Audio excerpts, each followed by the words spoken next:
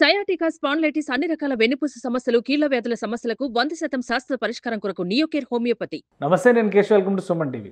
కేంద్ర ప్రభుత్వం full term బడ్జెట్ని ప్రవేశపెట్టింది 2024-25కి సంబంధించి వ్యక్తిగత ఇన్కమ్ ట్యాక్స్ విషయంలో కూడా కొన్ని మార్పుల్ని ప్రతిపాదించింది. 2023-24లో ఆల్రెడీ కొన్ని మార్పులు చేసి స్లాబ్ సిస్టమ్ని విస్తరించినటువంటి కేంద్రం ఈసారి చేసినటువంటి మార్పులండి. ఈసారి చేసిన మార్పుల వలన ఎక్కువ ప్రయోజనాలు ఎవరికి కలుగుతాయి, ఎంత జీతం వచ్చేవారు ట్యాక్స్ పరిధిలోకి వస్తారు, ఈ అంశాలను ఒకసారి విశ్లేషించేటువంటి ప్రయత్నం చేద్దాం. కేంద్ర ప్రభుత్వం చాలా స్పష్టంగా అనౌన్స్ చేసింది.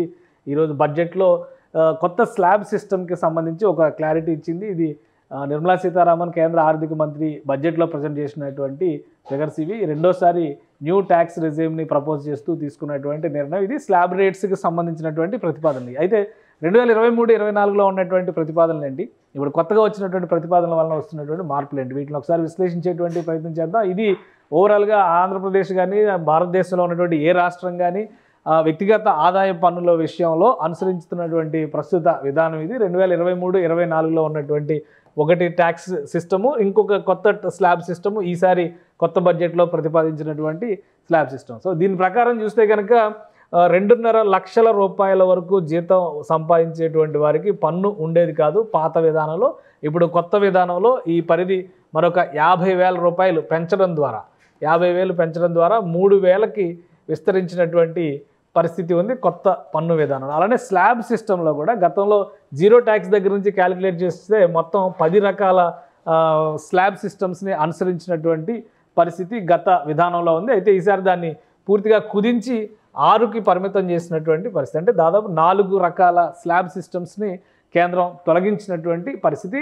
ఇక్కడ చూస్తే 2,50,000 రూపాయల రూపాయి నుంచి 3 లక్షల రూపాయల వరకు ఆదాయం ఉన్నటువంటి వర్గాలు 5% పన్ను కట్టాల్సినటువంటి పరిస్థితి గతంలో ఉండేది. అయితే ఈసారి అవుటర్ స్లాబ్లో అవుటర్ సిస్టమ్ని 7 లక్షలకు పెంచింది. అంటే పరిధిని 3 లక్షల రూపాయల నుంచి 7 లక్షల రూపాయల వరకు పెంచడం, 3 లక్షల రూపాయి దగ్గర నుంచి 5% ట్యాక్స్ని యాడ్ చేయడం, ఇది కొత్త విధానంలో వస్తున్నటువంటి. కాబట్టి 3 లక్షల రూపాయల వరకు అయితే జీరో ట్యాక్స్, 3 లక్షల రూపాయి నుంచి మాత్రం 5% పన్ను వస్తుంది. అయితే ఈ 5% స్లాబ్ గతంలో 5 లక్షల రూపాయల వరకు మాత్రమే ఉండేది. ఇప్పుడు దాన్ని 7 లక్షల రూపాయల వరకు విస్తరించింది. అంటే 2 లక్షల రూపాయలు అక్కడ బెనిఫిట్ కలుగుతున్నటువంటి పరిస్థితి ఉంది. అలానే 5 లక్షల నుంచి 6 లక్షల జీతం ఉండేటువంటి వాళ్ళకి 10% పన్నుని గతంలో అనుసరించారు. అలానే 6 లక్షల రూపాయి నుంచి 7,50,000 వరకు కూడా 10% పన్నుని అనుసరించినటువంటి పరిస్థితి. ఈసారి ఈ స్లాబ్స్ మొత్తాన్ని కూడా కలిపేసింది కేంద్ర ప్రభుత్వం. ఎందుకంటే 7.5 లక్షల నుంచి 9 లక్షల రూపాయలు ఉన్న వారికి 5% ఉండేది, పాత 15% ఉండేది ట్యాక్స్ సిస్టమ్. కానీ ఈసారి దాన్ని పూర్తిగా తగ్గించడం ద్వారా 10 లక్షల వరకు 10 లక్షల రూపాయల వరకు 7 లక్షల నుంచి 10 లక్షల రూపాయల వరకు 10%గా ఒకటే స్లాబ్ కింద మార్చేసింది. అంటే ఇక్కడ దాదాపు 3 స్లాబులు కలిసిపోయినటువంటి పరిస్థితి ఈ ఒక్క సవరణతోనే జరిగింది. దీనివల్ల ఆదాయ పన్ను కట్టేవారికి కూడా కొంత ఉపశమనం. ఎందుకంటే 10 లక్షల రూపాయలు వచ్చిన వారు కూడా 15% ట్యాక్స్ లిమిట్లోకి వచ్చేటువంటి పరిస్థితి గతంలో ఉండేది.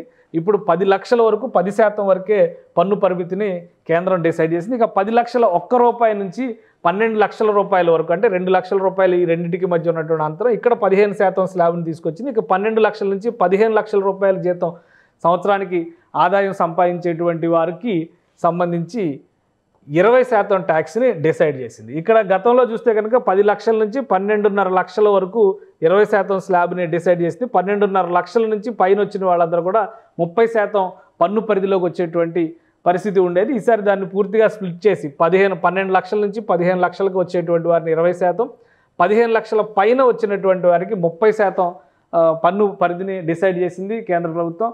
సో ఈ మార్పుల వలన సాధారణమైనటువంటి ఉద్యోగులకి కావచ్చు, చిన్న వ్యాపారస్తులకి ఆదాయాన్ని చూపించేటువంటి వారికి కావచ్చు, వీళ్ళందరికీ కూడా ఎటువంటి వెసులుబాటు కలుగుతుంది, ఇందులో ఉన్నటువంటి కీలకమైనటువంటి అంశాలు ఒకసారి చూద్దాం. స్టాండర్డ్ డిడక్షన్ని పెంచడం అనేది మరొక ముఖ్యమైనటువంటి అంశం. 50,000 రూపాయల నుంచి 75,000 రూపాయలు పెంచింది. అలానే పెన్షనర్లకు సంబంధించినటువంటి పరిమితిని కూడా ఇందులో వెసులుబాటు ఇచ్చింది కేంద్ర ప్రభుత్వం. ఇక న్యూ ట్యాక్స్ సిస్టమ్ని ఇంట్రడ్యూస్ చేసేటువంటి క్రమంలో 3 లక్షల వరకు పన్ను లేదు కాబట్టి ఈ పాత సిస్టంలో చూసినటువంటి వాళ్ళకి 2.5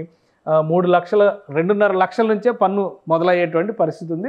కాబట్టి ఈ పాత కొత్త సిస్టమ్స్ని పరిశీలించిన తర్వాత కనీసం 64,000 రూపాయలు నెలవారీగా సంపాదించేటువంటి వారు పన్ను పరిధిలోకి వచ్చేటువంటి అవకాశాలు చాలా తక్కువగా ఉన్నాయి. ఎందుకంటే పాత సిస్టంలో కొంతవరకు బేస్ శాలరీతో పాటు హెచ్ఆర్ఏ, ఇతర మినహాయింపులు, అలానే ఏటీసీ దగ్గర నుంచి అనేక ట్యాక్స్ డిడక్షన్కి సంబంధించి, స్టాండర్డ్ డిడక్షన్కి సంబంధించి క్లెయిమ్ చేసుకునేటువంటి వెసులుబాట్లు ఉండేవి. వీటన్నిటినీ ఒకటిగా మలుస్తూ కేంద్రం తీసుకున్నటువంటి కొత్త విధానంలో కనీసం 64,000 రూపాయలు జీతం నెలకి సంపాదించుకోగలిగినటువంటి వేతన జీవికి ట్యాక్స్ పరిధిలోకి వచ్చేటువంటి అవకాశాలు చాలా తక్కువగా ఉన్నాయి. అలానే హోమ్ లోన్లు కానీ ఇతర క్లెయిమ్స్ చేయడానికి ఇతర అవకాశాలు ఉన్నటువంటి అంశాలను దృష్టిలో పెట్టుకొని చూసినప్పుడు దీని పరిధి ఎంతవరకు పెరుగుతుంది అనేది ఇంకా ప్రాక్టికల్గా క్యాలిక్యులేషన్స్లో చూడాలి. కానీ ప్రస్తుతానికి ఉన్నటువంటి లెక్కల ప్రకారం చూస్తే కనుక కనీసం 7.5 లక్షల రూపాయల వరకు వచ్చేటువంటి వేతన జీవులకి ఏడాదికి 7.5 లక్షల రూపాయల వరకు ఉండేటువంటి పరిధిలో పన్ను మినహాయింపు, అంటే పన్ను పరిధిలోకి రాకుండా తప్పించుకోవడానికి అవకాశం ఉంటుంది. అంటే పన్నులు భారం పడకుండానే వేతన జీవులు కొంత ఉపశమనం లభించవచ్చు. కానీ ఆ తర్వాత ఉండేటువంటి 7 లక్షల పైగా సంవత్సర ఆదాయం వచ్చినటువంటి వారికి మాత్రం స్లాబ్ సిస్టమ్ ప్రకారం పన్ను భారాన్ని భరించక తప్పని పరిస్థితి ఉంటుంది. కాబట్టి 50,000, 55,000 ఉన్నవారికి కూడా గతంలో పాత విధానంలో ట్యాక్స్ పడేటువంటి పరిస్థితి ఉండేది. కొత్తగా తీసుకొచ్చిన విధానంలో దాదాపు ఒక 10 నుంచి 15,000 రూపాయల వరకు వెసులుబాటు వస్తుందనేది కేంద్రం చెబుతున్నటువంటి వాదన. ఇక దీనిపైన వ్యక్తిగతమైనటువంటి పన్నులకి సంబంధించి, అంటే వ్యక్తిగతమైన ఇన్కమ్ ట్యాక్స్ కట్టేటువంటి వారందరూ కూడా దీనిపైనే క్యాలిక్యులేషన్స్ వేస్తున్నారు. కాబట్టి రాబోయేటువంటి ఆర్థిక సంవత్సరం 2024, 2025లో సబ్మిట్ చేయబోయేటువంటి ఇన్కమ్ ట్యాక్స్ రిపోర్ట్స్లో ఈ పన్ను మార్పులన్నీ కూడా వర్తిస్తాయి. దానికి తగ్గట్టుగా క్యాలిక్యులేషన్స్ని ఇప్పటి నుంచే రెడీ చేసుకోవాల్సినటువంటి అవసరం ఉంటుంది. నెలవారీ టీడీఎస్ కట్టింగ్స్లో కూడా ఈ విధానాన్ని అమలు చేయడానికి అవకాశాలు ఎక్కువ శాతం ఉన్నాయి. కాబట్టి సేవింగ్స్ విషయంలో కానీ, డబ్బుని పొదుపు చేసుకునేటువంటి క్రమంలో కానీ ఎటువంటి మార్గాల్ని అనుసరించాలనేది ఇంకా స్పష్టత రావడానికి అవకాశం ఉంది. కానీ మినిమం శాలరీస్ విషయంలో 50,000 శాలరీ వచ్చేటువంటి వారు కూడా ట్యాక్స్ పరిధిలోకి వచ్చేటువంటి పరిస్థితి ప్రస్తుత విధానంలో ఉండడానికి చాలా తక్కువ అవకాశాలు మాత్రమే ఉన్నాయి. కాబట్టి 63 నుంచి 64,000 రూపాయల వరకు సంపాదించుకునేటువంటి వారు పన్ను పరిధిలోకి రావడానికి చాలా తక్కువ అవకాశాలు ఉన్నాయనేది దీనికి సంబంధించి ఇన్కమ్ ట్యాక్స్ ఎక్స్పర్ట్స్ చెప్తున్నటువంటి మాట. కాబట్టి మీ సేవింగ్స్ విషయంలో కానీ, మీ ప్రణాళికల విషయంలో కానీ కొత్త విధానాన్ని దృష్టిలో ఉంచుకొని మార్పులు చేర్పులు చేసుకోండి. సుమన్ టీవీలో మీ పర్సనల్ అండ్ బిజినెస్ ప్రమోషన్స్ కోసం కింది నెంబర్కి కాంటాక్ట్ చేయండి.